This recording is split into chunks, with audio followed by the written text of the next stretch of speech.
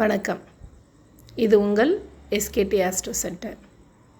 இன்றைக்கி நம்ம பேச போகிற தலைப்பு, கிரகங்கள் ஆட்சி உச்சம் பெற்றால் மட்டும்தான் யோகம் பெற முடியுமா?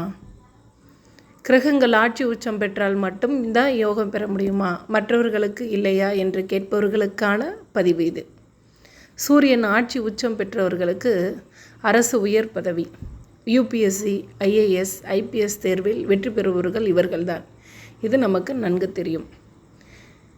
சூரியன் லக்னத்தில் அமர்ந்தால் அரசு வேலை கண்டிப்பாக இருக்கும். கம்பீரமான தோற்றம், நல்ல உடல்வாக பெறுவார்கள். சூரியன் 1, 4, 10 வீடுகளில் அமர்ந்தால் ஸ்தான பலம் பெற்றும், 11வது வீட்டில் அமர்ந்தால் உபஜயஸ்தான பலம் பெற்றும் இவர்களும் அரசு பதவிகளில் அமர்வார்கள்.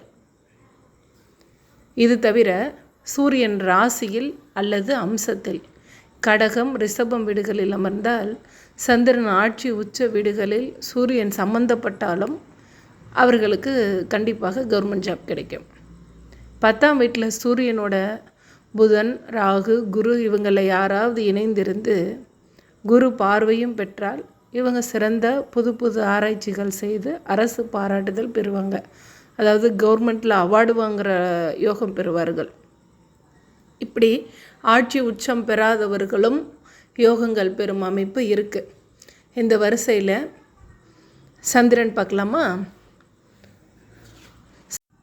சந்திரன் ஆட்சி உச்சம் பெற்றவர்களுக்கு நல்ல தாய் நல்ல உடல் ஆரோக்கியமானவங்க, தாய் வீட்டு வழி சொத்துக்கள் நிறைய கிடைக்கும், தாய் வழி உறவினர்களுடன் நல்ல சுமூகமான சூழல் நிலவும், இப்படிலாம் இருக்குது.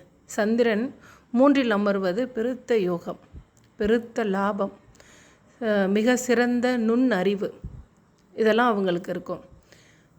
இன்னும் சொல்லணுன்னா இன்டோர் கேம்ஸ் அதெல்லாம் அவங்களுக்கு உலக அளவில் பெரிய ஆளாக வருவாங்க. செஸ், கேரம் இந்த மாதிரி இன்டோர் கேம்ஸ்லாம் அவங்க பெரிய ரீச் ஆவாங்க. 11இல் அமர்வது, லாபஸ்தானத்தில் அமர்வது எப்படின்னா, சந்திரன் ஆட்சி உச்சம் வாங்கியவர்கள் என்ன யோக பலனை அடைவாங்களோ அதே அளவுக்கு இவங்களும் அந்த யோக பலனை அடைவார்கள்.